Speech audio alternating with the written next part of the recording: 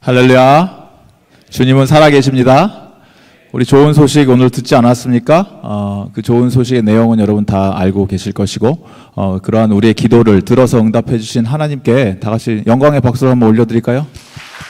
감사합니다, 하나님. 네, 우리의 기도를 반드시 응답해 주시는 하나님 믿으시기 바랍니다.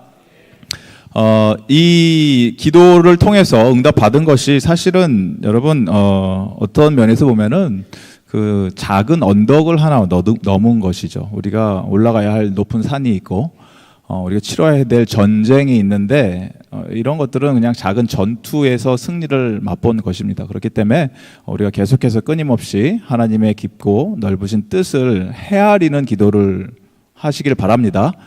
우리가 원하는 눈에 보이는 그러한 기도들이 중요한 것이 아니고 하나님이 지금 원하시는 그 뜻이 무엇인지를 헤아리는 분별력 있는 기도가 필요합니다. 그래서 공동체가 합심해서 기도하는 것에 하나님이 역사하시고 그 능력이 임합니다. 그리고 우리 개인의 삶도 마찬가지죠. 하나님께서 우리에게 풍성한 삶을 약속해 주셨는데 많은 경우 우리가 그 풍성한 삶을 누리지 못하는 이유가 어디 있냐면 하나님께 구하지 않았기 때문에, 많은 경우 하나님이 우리에게 주시려고 준비해 두시고 천사들을 시켜서 택배를 보내시려고 지금 대기 중인데, 천사들이 풍성한 은혜의 선물들을.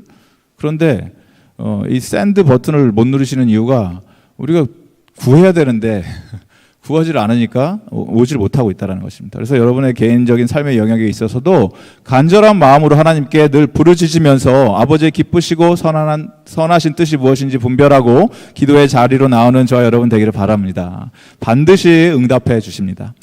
오늘 말씀을 보니까 바울 선생님께서 간절히 기도하는 기도 내용이 있습니다. 그것이 1절에 나오죠. 형제들아, 내 마음에 원하는 바와 하나님께 구하는 바는 이스라엘을 위함이니 곧 그들로 무엇을 받게 하기 위함이다? 구원을 받게 함이라. 그 바울의 마음에 간절히 원하는 것, 그리고 하나님께 구하고 있는 것이 있는데 그것은 이스라엘의 구원을 놓고 바울이 간절하게 하나님께 기도하고 있습니다. 그런데 바울의 고백처럼 저와 여러분이 하나님께 어떤 것을 구하고 간구할 때 그 내용이 무엇인가 살펴보면 그것들은 나의 생각과 나의 마음에 있는 것이 우리가 입술을 통해서 하는 기도를 통해서 그대로 드러나게 됩니다. 그래서 여러분이 기도를 하는 내용, 기도 제목들이 있지 않습니까? 그 내용들을 바라보게 되면 그것이 내 마음속에 내가 품고 있는 것들, 내 생각으로 날마다 하고 있는 생각들을 놓고 기도를 한다라는 것입니다. 여러분 곰곰이 한번 생각해 보시기 바랍니다. 내가 요즘 간절히 부르짖고 있는 기도의 내용이 무엇인가? 그 기도의 제목이 무엇이 있었는가? 생각을 해보면 그것이 나의 생각을 컨트롤하는 것들이고 나의 마음을 내면 깊은 곳에 있는 곳에서 나오는 나의 간절한 소망이라는 것입니다. 그것이 우리의 기도 제목입니다. 우리 자녀들을 두신 분들은 이제 11월 중순, 이제 12월 말 다가오면 슬슬 이제 시작되는 것이 있죠. 자녀들을 두신 우리 부모님들은 어린 자녀들일수록 크리스마스 때는 이거 해주세요, 저거 사주세요, 이거 이제 오더가 들어오기 시작하죠. 그들의 간절한 소망이 벌써 아직 한 달이 넘게 남았는데 벌써 오더가 들어옵니다, 부모님들한테. 그러면 이제 부모님들이 고민을 하죠. 우리 자녀들이 이런 거 원하니까 해줘야 되나 말아야 되나. 근데 가격을 보면서 다시 한번 마음을 돌이키고 그런 일들이 벌어지죠. 간절한 소망을 우리가 계속해서 끊임없이 요구를 한다는 것입니다. 하나님께도 마찬가지로 우리 생각이 그것을 주관하게 되는 거고, 우리 일상에 있어서 바울에게 있어서는 그의 마음에 있었던 소망이 무엇이었냐면 그의 고륙인 형제인 친척인 유대 백성들이 구원을 얻는 구원을 받기를 원합니다. 이런 소망이 있었는데 아이러니한 것은 무엇이냐면 바울은 누구의 사도다? 이방인의 사도로 택함을 받고 부르심을 받은 자였죠. 그래서 이방인들을 통해서, 이방인들을 위해서 어마어마한 복음 사역을 했던 그러한 사도였는데, 그렇게 사역을 하다 보니까 수많은 이방인들이 주님께 돌아오는 것을 직접 본인이 목격하고 경험하면서 하나님께 영광을 올려드렸습니다. 그러면 그럴수록 마음 한켠에 계속해서 끊임없이 올라왔던 부담감이, 내 형제들은 어떻게 하지? 우리 동족들은, 동포들은 어떻게 해야 될까? 그런 고민이 끊임없이, 그런 안타까움들이 일어났다라는 것입니다. 이들을 바라보면서 바울이 느낀 것이 이들의 부족한 것이 무엇이었는가 보니까 하나님을 향한 열심이 부족했던 것이 아니고 올바른 지식이 없었다라는 것입니다. 2절에 보니까 내가 증언하노니 그들이 하나님께 열심이 있으나 올바른 지식을 따른 것이 아니니라. 열심은 있는데 지식이 없다라는 것입니다. 지식이 올바른 지식이 아니었다. 믿음이 좋다는 것이 무엇입니까? 하나님의 의를 내가 깨닫게 되는 것이고, 하나님의 의, 그리고 나의 의가 내가 그동안 열심히 해오고 쌓아왔던 것이 그것이 하나님 보시기에 얼마나 헛된 것인가를 깨닫고 인정하는 것.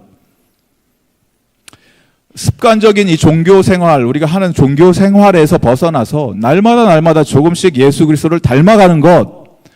그래서 우리가 오랜 시간 종교 생활을 했다고 내가 뭐 못한 신앙입니다. 30년 신앙생활 했습니다. 50년 신앙생활 했습니다가 중요한 것이 아니고 그래서 내가 믿음이 좋다고 착각을 하면 안 된다는 것입니다. 여러분의 종교성이 여러분의 믿음이 아닙니다.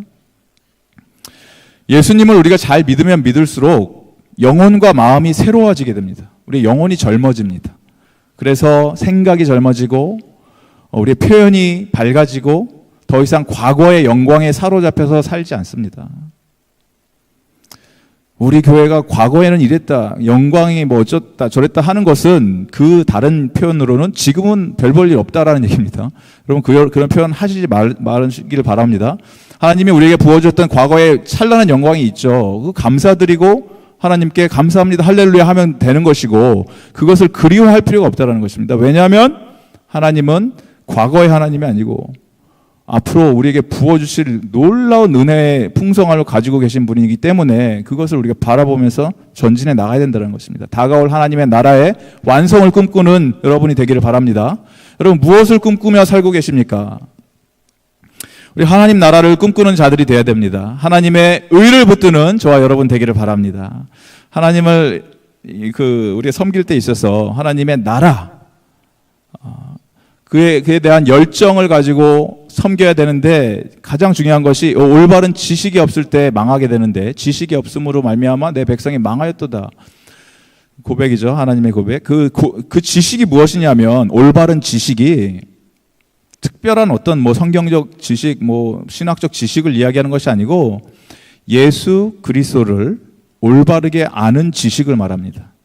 예수 그리스도를 내가 아는 지식이란 예수님께서 저와 여러분을 위해서 하신 일을 그 구원의 시작과 끝을 알파와 오메가가 되시는 예수 그리스도가 하시는 이 모든 일을 예수님께서 이루셨기 때문에 나는 할 수 있는 일이 없고 할 필요도 없다는 것을 인정하는 것입니다.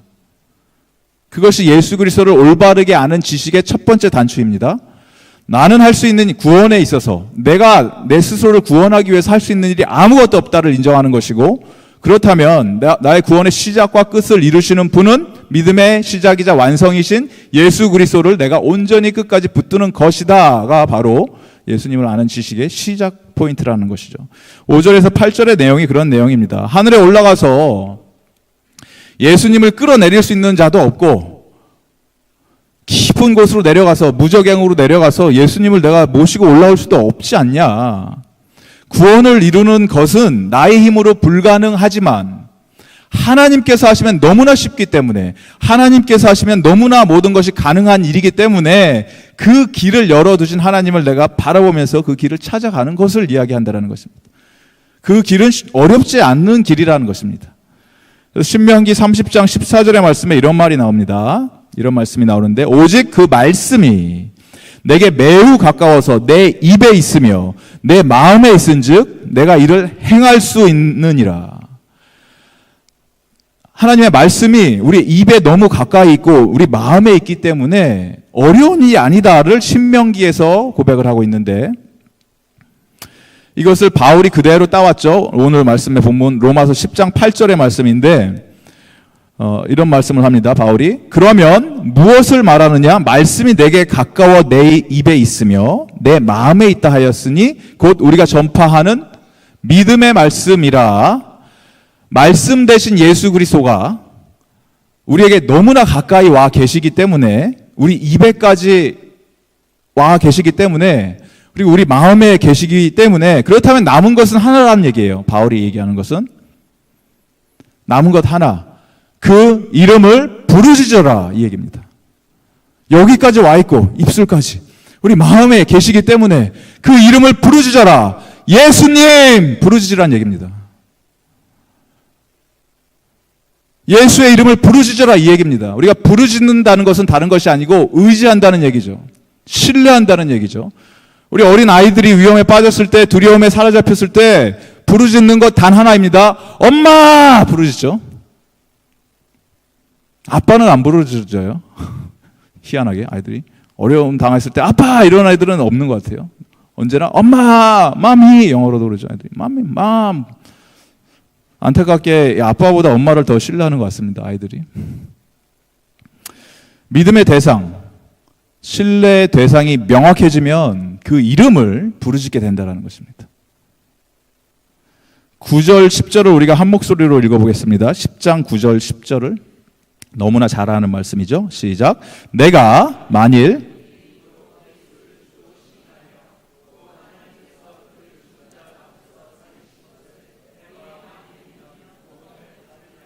사람이 마음으로 믿어 의에 이르고 입으로 시인하여 구원에 이르느니라. 아멘. 여러분, 무조건 내가 믿습니다 한다고 구원을 얻는 것이 아니고 예수님을 믿으려면은 그에 대한 정확한 근거가 있어야 된다는 거예요. 근거가. 그 믿을 수밖에 없는 근거. 옆에 있는 그 땅이 그들이 우리가 이 사원을 짓겠습니다. 모스크를 짓겠습니다. 이렇게 얘기를 하지 않았습니까? 그랬더니 이 카운슬에서 이런 이유 때문에 질 수가 없습니다. 라고 그 에비던스, 그 증거물을 주십시오. 이렇게 요청을 했죠. 그런데 이분들의 믿음이 대단한 건지 어쩐지 그 여러 가지 그 요청을 했던 자료를 아무것도 주지 않은 거예요, 카운슬에. 뭐 주차 문제는 어떻게 할 겁니까? 뭐 소음 문제는 어떻게 할 겁니까? 생태계 문제는 어떻게 할 겁니까? 땅 문제는 어떻게 뭐 오염되는 땅 이런 거 어떻게 처리할 겁니까? 쓰레기 문제 어떻게 할 겁니까? 뭐 이런 조건들이 있지 않습니까? 그런데 아무것도 이런 것들에 대해서 증거를 이렇게 처리하겠습니다라는 증거를 안 준 거예요, 카운슬에. 그러면 누가 그거를 도장을 찍어주겠습니까? 이게 무턱대고 믿는 건 믿음이 아니라는 거죠. 뭐 믿음이 있었으니까 그렇게 했겠죠. 근데 그건 믿음이 아니라는 겁니다. 믿을 수밖에 없는 거, 우리가 믿는 예수 그리스도라는 이 존재를 우리가 믿을 때는 여러분 그냥 뭐 눈 가리고 아웅하는 것처럼 믿습니다가 아니고 예수님을 믿을 수 있는 근거가 있어야 된다는 거예요, 여러분에게도. 오늘 말씀에 나오죠. 그 근거가 무엇인지. 내가 만일 내 입으로 예수를 주로 시인하며 또 하나님께서 그를 죽은 자 가운데서 살리신 것을 내 마음에 믿으며 부활을 믿는다는 얘기예요. 우리의 근거는 다른 것이 아니고 예수 그리스도의 부활, 살아나심을 믿는다라는 얘기입니다. 너무나 당연하기 때문에 뭐 당연한 거 아니야 이렇게 믿겠지만 여러분, 이 부활이라는 것이 당연히 믿어지는 것이 아니죠. 세상에 있는 지나가는 길에 걸어가는 사람을 묻고 당신 죽은 사람이 일어나는 걸 믿습니까? 그러면 Are you crazy? 이렇게 물어보겠죠, 그 사람들이. 반문, 당연히 믿을 수 있는 게 아니죠, 부활이라는 것은.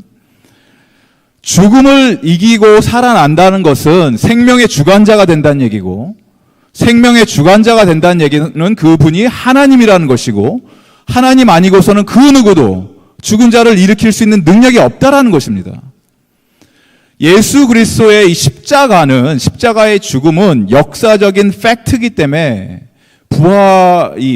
부인할 수 없는 역사적인 사건입니다. 예수 그리스도가 십자가에 못 박혀 돌아가셨습니다를 안 믿는다는 사람이 있다면 그 사람은 믿음이 부족한 것이 아니고 무식한 사람들인 거죠. 역사 공부를 안 한 거죠. 예수 그리스도가 십자가에 죽은 것은 누구나 믿는 보편적인 진리고 사실이라는 거죠. 예수를 어떻게 인정하느냐 안 하냐를 떠나서 그건 그냥 역사에 있었던 일입니다. 그런데 중요한 건, 결정적으로 중요한 것은 무엇이냐면 그렇게 죽었던 예수가 과연 살아났느냐 아니면 죽은 상태로 있었느냐를 얘기하는 거예요. 지금 성경은. 부활, 구원에 이르게 하는 하나님의 능력은 부활한다는 것은 무슨 얘기냐면 믿음의 영역으로 들어가는 겁니다. 이제부터는. 있을 수 없는 일이 하나님이 하셨기 때문에 일어났다라는 것입니다. 그래서 부활하신 예수 그리스도를 바라보면서 제자들도 도마 같은 경우 내가 내 눈으로 보지 않고는 내가 도저히 믿을 수 없다. 그 손바닥을 내가 봐야겠다. 못자국 난 손바닥, 옆구리를 내가 창에 찔린 옆구리를 봐야겠다. 예수님이 나타나서 보여주시죠. 그리고 보지 않고 믿는 자가 복되다 이렇게 말씀을 하셨는데, 그러고 나서도 예수님이 마지막에 승천을 하시지 않습니까? 하늘로 올라가시기 전에 마태복음에 그 승천하시기 바로 직전에 예수님의 모습을 보면서도 여전히 의심하는 제자가 있었다라고 고백을 해요. 하늘과 땅의 모든 권세가 나에게 주어졌고 그러므로 너희들은 이제 가서 모든 족속을 제자 삼아서 아버지와 아들과 성령의 이름으로 세례를 줘라. 내가 너희들과 항상 함께 할 것이다. 이렇게 얘기를 하실 때 그 바로 전절에 보면은 예수님과 이렇게 같이 있고 부활하신 예수님을 바라보면서도 의심하는 제자가 있는 거예요. 거기에서도.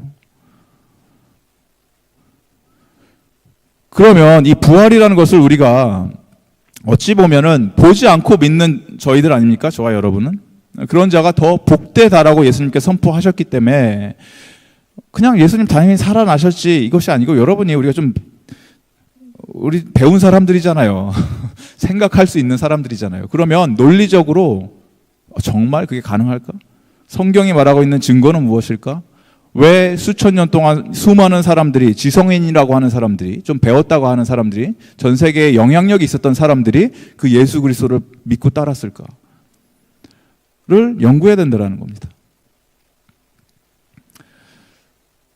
이렇게 예수 그리스도를 믿게 되면은 당연히 따라올 수밖에 없는 결단이 무엇이냐면, 이제는 예수는 나의 주인이 되어 주십니다라는 고백이 나와야 됩니다.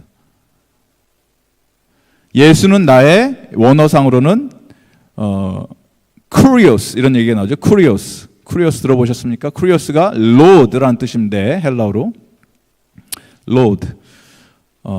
예수 그리스도가 나의 주인입니다. 이 표현을 잘 이해해야 합니다. Jesus is Lord 이렇게 얘기했을 때 유대인들이 이 이야기를 듣는 순간, 이스라엘 사람들이 이 이야기를 듣는 순간 이들에게 들어오는 생각은 이겁니다. 이 쿠리오스, 로드라는 단어를 헬라어로는 아돈 이렇게 불러요. 아돈. 그래서 여러분 아도나이 들어보셨죠? 아도나이, my lord 이런 뜻이고 나의 주 이런 뜻인데, 이 아도나이를 언제 쓰냐면은 하나님의 이름이 뭡니까? 하나님의 이름은 여호와, 야훼죠. 야훼라는 이름을 우리는 야훼 하나님 이렇게 쓰지만, 이스라엘 사람들은 이 야훼라는 이름을 입에 달 수가 없습니다. 왜냐하면 이 더러운 입으로 어떻게 거룩한 하나님의 이름을 말을 합니까? 말을 할 수가 없죠. 야훼라는 단어를 쓰지를 않습니다, 이 사람들은. 그래서 이 야훼라는 단어가 성경에 나올 때마다 이것을 어떻게 바꿨냐면 로드로 바꾼 거죠. 아도나이 이렇게 바꾼 거예요. 아도나이. 그래서 야훼라는 단어가 나올 때마다 아도나이 이렇게 읽어요. 성경 자체를. 그러니까 나의 주 이렇게 읽는 거예요. 그래서 여기서 바울이 그 유대인들에게 Jesus is Adonai 이렇게 얘기하면 그들이 듣는 이 무슨 얘기냐면 Jesus is 누구? 야훼 이렇게 되는 거예요. 예수님은 야훼다 이렇게 돼버리는 거예요. 해석이. 그러니까 이들의 입장에서는 충격인 거죠. 어마어마한 쇼크를 받은 겁니다. 유대인들에게는 신성모독이다 이렇게 얘기를 할 수밖에 없는 거죠. 왜냐하면 그들이 예수가 메시아라고까지 이해를 해도 별 문제가 없어요. 또 다가올 메시아를 기다립니다. 메시아가 와야 됩니다. 하다가 예수가 메시아입니다. 거기까지도 오케이, 유대인들은. 그런데 이 메시아가 야훼다? 이건 들어본 적이 없는 얘기예요. 메시아가 어떻게 야훼냐 이 얘기예요. 메시아는 우리가 기대하던 그런 다윗 왕과 같은 그런 사람이 인간이지. 인간이 와서 우리를 구원하는 거지. 야훼가 왔다고? 있을 수가 없는 얘기인 거죠. 그런데 바울은 지금 그 유대인들에게 너희들이 예수를 아도나이, 쿠리오스, 야훼로 고백을 해야 된다라는 얘기를 하고 있는 겁니다. 그러면 로마인들이나 헬라인에게 있어서 그러면 우리한테는 별 의미가 없었겠네 이 얘기가 아니죠. Jesus is curious 이렇게 얘기했을 때 이 또 curious라는 단어가 헬라인이나 로마인 입장에서는 누구한테 썼던 단어입니까? 그 당시를 다스리고 통치하던 시저죠. 가이사를 curious라고 불렀습니다. 그런데 예수라는 자를 이제는 우리가 주님이라고 불러야 된다는 얘기는 그들의 다스림을 하고 있는 통치자가 가이사가 아니고 시저가 아니고 황제가 아니고 예수 그리스도가 나의 주인이십니다를 고백을 하니까 로마에 살던 고관 대작들이 예수를 믿게 된 고관 대작들이 그들은 내가 쿠리오스가 있습니다라고 얘기하는 순간 나는 종입니다를 선포하는 겁니다. 그런데 사회 고급 엘리트 계층들이 나는 종입니다 이런 표현을 하는 순간 뒤집어지는 거죠. 사회가 업사이드 다운이 되는 겁니다. 사회의 이 질서가 무너지는 겁니다. 그런데 바울은 로마인이건 헬라인이건 누구든 예수 그리스도를 부르려면 믿으려면 그 예수를 쿠리오스라고 불러야 된다 이 얘기를 합니다. 그래서 우리는 뭐 예수는 우리의 주입니다 너무 쉽게 얘기하죠. 근데 이게 쉽게 얘기할 수 있는 얘기가 아니라는 겁니다. 여러분이 지금 마치 비교를 하자면 북한으로 가셔서 평양 한복판에 들어가서 김일성 주석궁 앞에 서서 김정은은 물러가라 예수 그리스도만이 나의 주인이시다 이렇게 고백을 하고 있는 거예요. 지금 목숨을 걸고 한다는 얘기죠. 1세기 로마 시대에서 Jesus is my Lord 이 이야기는 내 목숨을 내놓겠습니다 이 얘기입니다. 그래서 사람이 10절에 나오죠. 마음으로 믿어서 의에 이르고 입으로 시인해서 구원에 이르느니라. 목숨 걸고 예수 그리스도를 믿는다 이 얘기입니다. 그래서 예수 믿고 우리가 따른다는 이 말은 여러분 신앙생활을 한다는 얘기는 설렁설렁해서 대충 예수님 믿고 산다는 적당히 뭐 믿고 세상의 것들을 뭐 좀 즐기고 그러다가 좀 죄 짓고 그러면 교회 와서 좀 눈물 흘리고 회개하고 은혜 받고 다시 뭐 세상으로 돌아가서 편하게 사는 것이 예수님을 주님이라고 고백하는 자의 삶이 될 수가 없다라는 것입니다. 여러분 생명 다해서 예수님 붙드시기 바랍니다. 목숨 걸고 예수님 붙들어야 되고 부르셔야 됩니다. 그것이 믿음입니다. 누구든지 주의 이름을 부르는 자는 구원을 받으리라. 이 이야기를 선포하면서 바울의 로직이 전개됩니다. 굉장히 이성적이에요. 바울은 대충 뭐 무조건 믿어라 이렇게 얘기하는 분이 아닙니다. 어떻게 부르셔야 되는지 이야기를 하죠. 논리적으로 이야기를 합니다. 구원에 이르기 위해서 연쇄 반응이 일어나는데 구원받기 위해서는 우리가 무슨 어떤 일을 할 수 있는 것도 없고 할 필요도 없는데 한 가지 기억해야 되는 것이 있다면 구원받은 자들은 예수 그리스도를 마음속에 믿고 입으로 부르짖는 자들인데 문제는 무엇이냐면 예수 그리스도라는 자를 어떻게 믿냐는 것이에요. 어떻게 믿습니까? 어떻게 알고 부릅니까? 그래서 첫 번째 예수 그리스도를 믿어야지 부를 수 있다. 14절의 말씀이 그것이죠. 그런즉 그들이 믿지 아니하는 이를 어떻게 부르느냐. 그런데 두 번째로 들어야지 믿을 수 있다. 듣지도 못한 자를 어떻게 믿냐. 세 번째 전하는 자가 있어야지 들을 거 아니냐. 전파하는 자가 없이 어찌 들으리요. 전파하려면 어떻게 된다? 보내줘야 되는 거 아니냐. 보내심을 받지 아니하였으면 어찌 전파하리요. 그래서 믿음은 여러분 저절로 생기는 것이 아니죠. 여러분의 믿음이 하루아침에 자고 일어나니까 나 오늘부터 예수 믿어야지 이러면서 믿음이 생겼습니까? 믿음이 갑자기 생겨져 버립니까? 믿음은 그렇게 들어오지 않는다는 것입니다. 반드시 믿음은 말씀을 들어야 됩니다. 그래서 말씀 듣는 자리에 나오는 것이 너무나 중요합니다. 말씀을 듣는 자리가 어디입니까? 매 예배 시간이죠. 주일 예배는 당연한 것이고 여러분 오늘같이 여러분 수요 예배 오신 분들 주님의 이름으로 사랑하고 축복합니다. 여러분 복 받으실 것입니다. 왜냐하면 이 예배 자리가 다른 자리가 아니고 말씀을 듣는 자리 아닙니까? 말씀을 듣는 자리로 우리가 생명 걸고 나와야 된다는 것입니다. 너무나 중요합니다. 이 예배의 자리를 지킨다는 것이 말씀이 있기 때문에 말씀이 선포되는 현장 그 예배 자리를 반드시 지켜야 되고 말씀이 있기 때문에 우리가 들을 수가 있고 듣게 되기 때문에 알아가는 것이고 알아가기 때문에 예수 그리스도의 이름을 부르짖을 수 있게 되는 것이고 부르짖을 때 비로소 예수의 생명이 나의 생명이 돼서 내가 예수 안에서 살고 예수님처럼 닮아간다라는 것입니다. 그래서 이 말씀을 전하는 장소는 단지 이 강대상만 국한되지 않습니다. 15절에 보시면 이 보내심을 받았다라는 표현이 나오는데 보내다라는 표현이 헬라어로 아포스텔로 이런 단어입니다. 아포스텔로라는 단어에서 파생돼서 나온 단어가 아포슬 들어보셨어요? 아포슬은 사도라는 뜻이죠.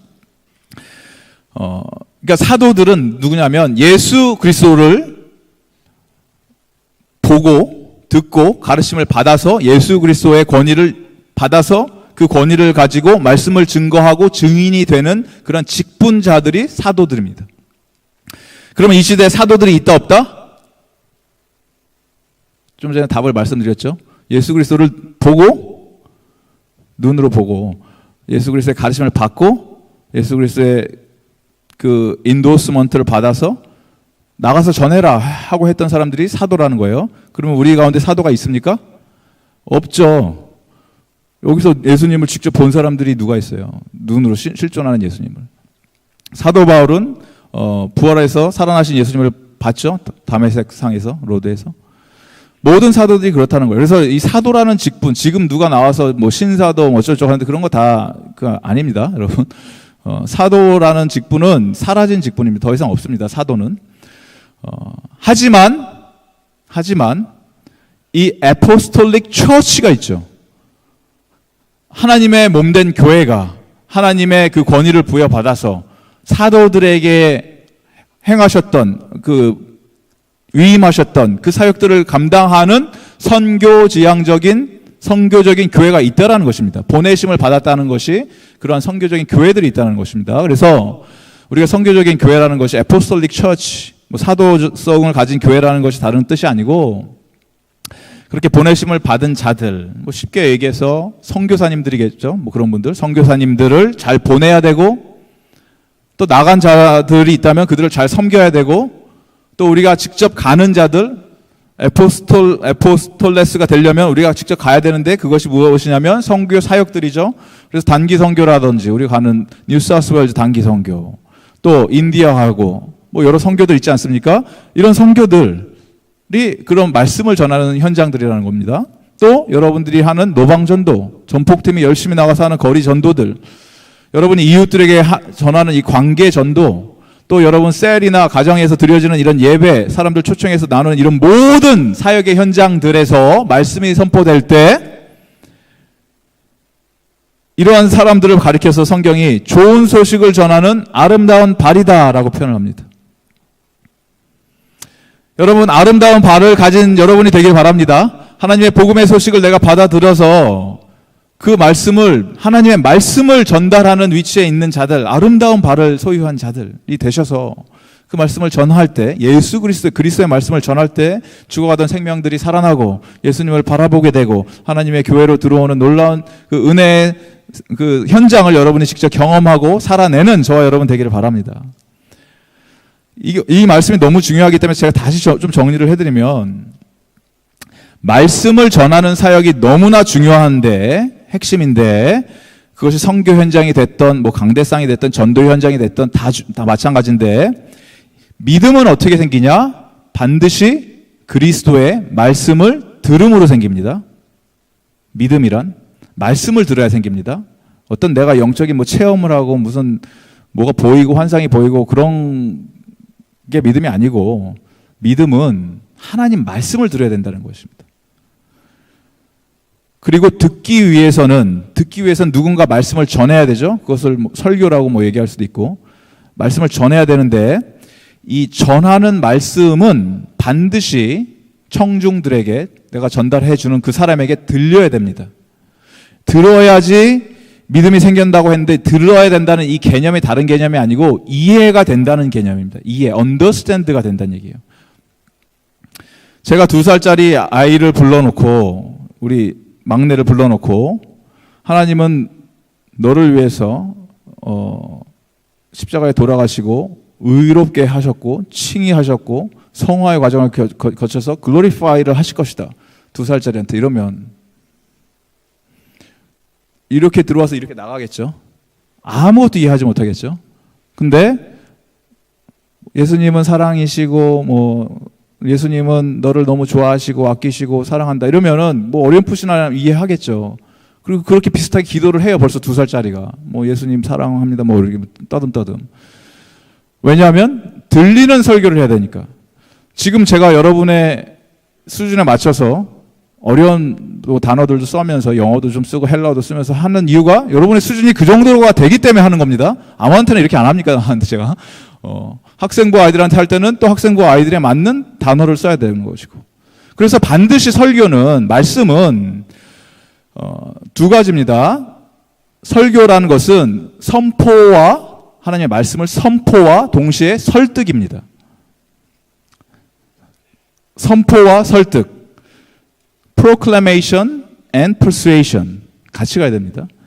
선포와 설득. 그래서 설득은 무엇입니까? 대화죠. 대화의 기술이 있어야 되는 것이고 대화 상대가 어떤지 파악해야 되는 것이고 그들을 알아야 됩니다. 사람을 알아야지 거기에 맞는 말씀을 전하지 않습니까? 그래서 진리의 말씀이 선포될 때는 반드시 그 상대방을 알되 우리가 전하는 이 말씀은 사람의 견해가 아니고 나의 어떤 오피니언이 아니고 그렇다고 생각을 합니다가 아니고 살아계신 하나님의 말씀이 보내심을 받은 자들의 부족한 입술이지만 그 입술을 통해서 선포될 때 그 현장이 바로 강대상이 되는 거, 강단이 되는 것이고 여러분의 선교 현장이 되는 것이고 여러분의 전도 현장이 되는 것이고 그것이 가정에서 드리는 셀 예배가 되는 것이라는 것입니다. 여러분 하나님의 말씀을 들을 때 우선 우리의 귀가 활짝 열려 있기를 바랍니다. 그 열려져 있는 귀로 통해서 하나님의 말씀이 들어올 때 우리 심령 가운데 들어올 때 우리의 마음이 그리스도의 말씀으로 말미암아 온전하게 반응을 하고 그와 동시에 우리가 이제는 복음의 신을 신은 자로서 아름다운 발이 돼서 우리가 가는 그 현장마다 곳곳마다 그것이 가정이 되었던 여러분의 사업터가 되었던 직장이 되었던 학교가 되었던 선교지던 저와 여러분의 입술을 통해서 흘러나오는 이 말들이 예수 그리스도의 말이 증거가 되고 그 예수 그리스도의 말씀을 들음으로 말미암아 죽어가던 영혼들이 하나님 나라의 백성이 되는 그 놀라운 구원의 능력을 경험하는 저와 여러분이 되기를 바랍니다. 전하는 자나 듣는 자나 더 이상 핑계할 수가 없습니다. 핑계거리가 없습니다. 18절 말씀이죠. 그 소리가 온 땅에 퍼졌고 그 말씀이 땅 끝까지 이르렀도다. 하나님 말씀이 전 지역에 전 세계 다 퍼졌다라는 것입니다. 지금 그렇죠. 선교 현장이 안 들어간 곳이 없죠. 말씀이 땅 끝까지 다 이르렀도다. 우리가 말씀을 붙들고 가지 못할 땅이 없고 말씀이 선포될 때 나는 들어본 적이 없습니다. 나는 처음 듣는 이야기인데요. 라고 핑계 댈 수 있는 영혼이 단 한 명도 없어지고 있다는 것입니다. 그리고 그 하나님께서는 지금도 아버지께서는 세상을 향해서 양팔 벌려서 죽어가는 영혼들, 당신의 백성들, 아직 잃어버린 한 영혼을 찾기 위해서 아버지께 달려오는 그 영혼을 기다리면서 애타게 찾고 있다는 것입니다. 그것이 21절의 말입니다. 이사야는 매우 담대하여 내가 나를 찾지 아니한 자들에게 찾은 바 되고 내게 묻지 아니한 자들에게 나타났노라 말하였고 이스라엘에 대하여 이르되 순종하지 아니하고 거슬러 말하는 백성에게 어떻게 했다? 내가 종일 내 손을 벌렸노라 하였느니라. 종일 기다리고 계신다는 얘기예요. 아버지가 언제 오나 집 나간 자녀들이 말씀에 반응하는 저와 여러분 되기 바랍니다. 그리스도의 이름을 부르짖어야 합니다. 우리 교회가 이 그리스도의 좋은 소식을 쉬지 않고 전하고 아름다운 발을 소유해서 어디를 가든지 우리의 믿음의 공동체가 가는 곳곳마다 그 예수 그리스도의 존귀한 이름이 선포되고 그로 말미암아 죽어가던 영혼들이 하나님께 돌아오는 그 구원의 기쁨을 누리는 저와 여러분 되기를 주님의 이름으로 간절히 소망합니다. 슬픈 마음이 있는 자들, 몸과 영원히 병든 자들, 그들이 누구든지 예수 그리스도의 이름을 부르면 예수님은 그들을 만나주시고 치유해주시고 회복시켜 주십니다. 그가 어떤 사람이든지 예수 그리스도의 이름을 부르는 자들은 하나님이 반드시 만나주십니다. 우리가 그 능력의 이름 예수 그리스도를 다 함께 찬양하며 주님 앞에 나가도록 하겠습니다.